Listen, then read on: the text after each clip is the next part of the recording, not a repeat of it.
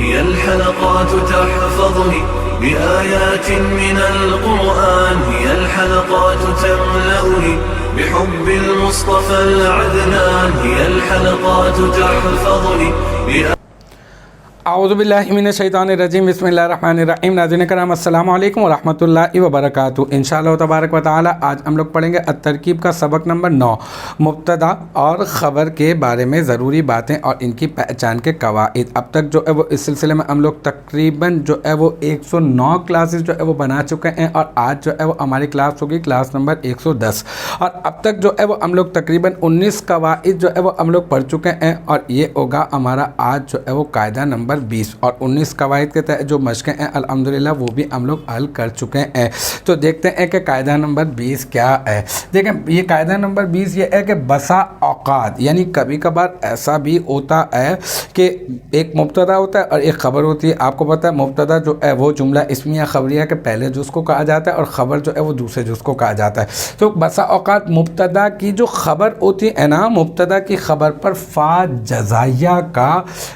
جو ہے وہ داخل کرنا جائز ہوتا ہے، جبکہ فا جزائیہ تو پہلے شرط ہوگی پھر اس کے بعد فا جزائیہ آئے گا۔ لیکن یہ کہ کبھی ایسا ہوتا ہے کہ خبر پر، مبتدا کی خبر پر فا جزائیہ کا داخل کرنا جائز ہوتا ہے۔ جائز کا مطلب یہ کہ لازمی نہیں ہے کہ ہو ہی ہو، بلکہ آپشنلی ہے کہ کبھی ہوتا ہے کبھی نہیں ہوتا، اور اگر ہو تو مطلب جائز ہے، اور اگر نہیں بھی ہو تو بھی کوئی مسئلے والی بات نہیں ہے۔ اس کی یہ ایسا دو صورتوں میں ہوتا ہے۔ یہ جو ہوتا ہے نا کہ بسا اوقات جو فا جزائیہ جو مبتدا کی خبر پر داخل ہوتا ہے، یہ دو صورتوں میں ہوتا ہے۔ سب سے پہلی جو صورت ہے وہ یہ ہے کہ جب اس میں موصول مبتدا بن رہا ہو اور اس کا صلہ فعل ہو یا پھر ظرف ہو۔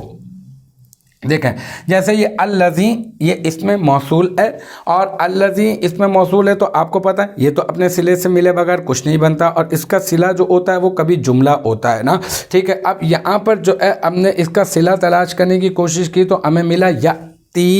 فعل، ٹھیک ہے۔ یأتی فعل ہے اور صیغہ واحد مذکر غائب ہے، فعل مضارع ہے، مثبت معروف ہے، اور اس میں ہوا ضمیر مرفوع متصل مستتر راجع بسوئے اس میں موصولہ ہے۔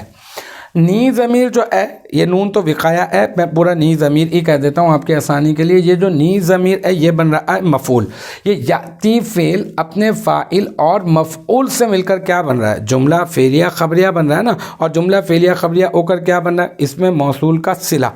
بس یہ کہہ رہے ہیں جب اس میں موصول مبتدا بن رہا ہو اور اس کا صلہ فعل ہو، دیکھیں یہ اس کا صلہ بن رہا ہے، تو اب یہ فَلَهُ دِرْعَمٌ، یہ فا کیا ہے؟ یہ ہے فا جزائیہ،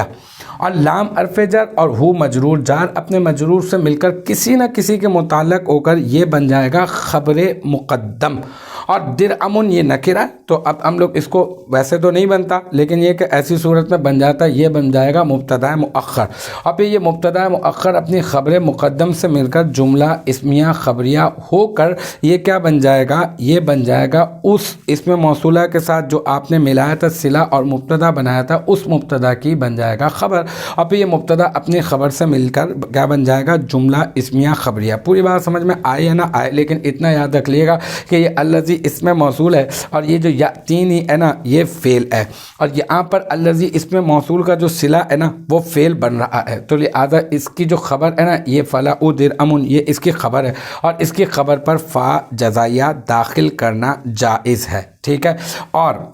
اسی میں نے پہلی صورت میں یا پھر یہ کہ ظرف ہو، الذی اس میں موصول فی جو ہے نا وہ مکان کے لیے آتا ہے نا، ظرف کے لیے آتا ہے، ٹھیک ہے، جگہ کے لیے آتا ہے، وقت کے لیے بھی آ جاتا ہے، تو فی حرف جر ہے، اور الداری مجرور پہ جار اپنے مجرور سے مل کر کسی نہ کسی کے متعلق ہو جائے گا اور پھر ظرف مستقر بنے گا۔ تو یہاں پر الذی اس میں موصولہ کا جو صلہ ہے وہ بن رہا ہے ظرف۔ جب الذی اس میں موصولہ کا صلہ اگر ظرف بن رہا ہو تو بھی اس کی خبر پر فا جزائیہ کا داخل کرنا جائز ہوتا ہے۔ یہ پوری جملہ اسمیہ خبریہ بن کر یہ بن رہا ہے خبر۔ تو کیا بسا اوقات مبتدا کی خبر پر فا جزائیہ کا داخل کرنا جائز ہوتا ہے۔ یہ دو صورتوں میں ہوتا ہے۔ پہلی جو صورت ہے وہ یہ ہے کہ اس میں موصول مبتدا بن رہا ہو اور فعل اس میں موصولہ کا صلہ بن رہا ہو اور پھر اس میں موصول کا صلہ بھی مبتدا بن جائے، اور پھر اسی طریقے سے اس کا جو ہے وہ اس میں موصول اور اس کا صلہ،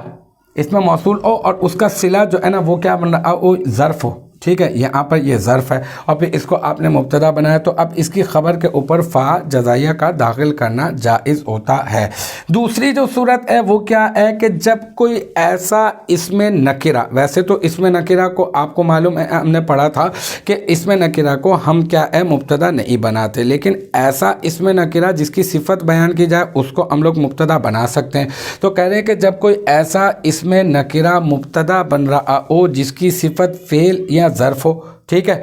تو بھی کیا ہوگا، آپ جو ہے پھر بھی فا جزائیہ اس کی خبر پر داخل کر سکتے ہیں۔ یہ کلو ویسے تو مضاف ہے، ابھی ہم لوگ اس کا کنیکشن جوڑ لیں، یہ رجل موصوف ہے، نکرہ ہے نا، تو یہ موصوف ہے اور مضاف الیہ بھی ہے پیچھے کے لیے، اور یاتینی یہ کیا ہے، یہ فعل ہے، تو یہ اس موصوف کی جو صفت ہے نا وہ بن رہی ہے فعل، ٹھیک ہے، اور پھر موصوف اپنی صفت سے مل کر مرکب توصیفی ہو کر یہ بن گیا کلو کا مضاف الیہ۔ لیکن بات یہاں پہ بتانے کی یہ ہے کہ یہ ایک ایسا اسم نکرہ ہے جس کی صفت جو ہے وہ فعل واقع ہو رہی ہے، اور جب کوئی ایسا اسم نکرہ مبتدا بن رہا ہو جس کی صفت فعل واقع ہو رہی ہو تو بھی اس کی خبر پر آپ جو ہے وہ فا جزائیہ داخل کر سکتے ہیں۔ بالکل اسی طرح سے یہاں کہ جس کی صفت جو ہے فعل ہو یا پھر ظرف ہو، یہ فعل کی مثال اور یہ ظرف کی مثال، رجل موصوف اور یہ فی حرف جر الداری مجرور، جار اپنے مجرور سے مل کر کیا بنتا ہے، کسی نہ کسی کا متعلق ہو کر ظرف بنتا ہے نا، تو ظرف مستقر بن گیا یہ، اور پھر یہاں پہ یہ ظرف مستقر بن گیا صفت، ٹھیک ہے، تو یہاں پر اس موصوف نکرہ کی، یہ جو اسم نکرہ ہے اس کی جو صفت ہے وہ کیا بن رہی ہے، ظرف، یہاں پہ یہ موصوف ہے اور اس کی جو صفت بن رہی ہے وہ کیا بن رہی ہے، وہ بن رہی ہے فعل۔ تو بس جب کوئی ایسا اسم نکرہ مبتدا بن رہا ہو جس کی صفت فعل یا پھر ظرف ہو تو بھی اس کی جو خبر بنے گی اس کے اوپر فا جزائیہ کا داخل کرنا جائز ہوگا۔ بہت آسان سی بات تھی، مطلب کبھی کبھی ایسا ہوتا ہے، اتنا امپورٹنٹ یہ قاعدہ نہیں تھا لیکن ضرورت پڑ سکتی ہے آپ کو اس کی بھی، تو آپ ذہن میں رکھیں گے تو اچھا ہوگا، مناسب ہوگا کہ بسا اوقات مبتدا کی خبر پر فا جزائیہ کا داخل کرنا جائز ہوتا ہے۔ تو الحمدللہ یہ ہمارا قاعدہ نمبر جو 20 ہے یہ بھی اپنے اختتام کو پہنچا۔ انشاءاللہ تبارک و تعالی نیکسٹ ٹائم اگلی ویڈیو اگلی کلاس کے ساتھ ملاقات ہوگی، جب تک آپ اپنا بہت خیال رکھیے گا۔ وآخر دعوانا ان الحمدللہ رب العالمین۔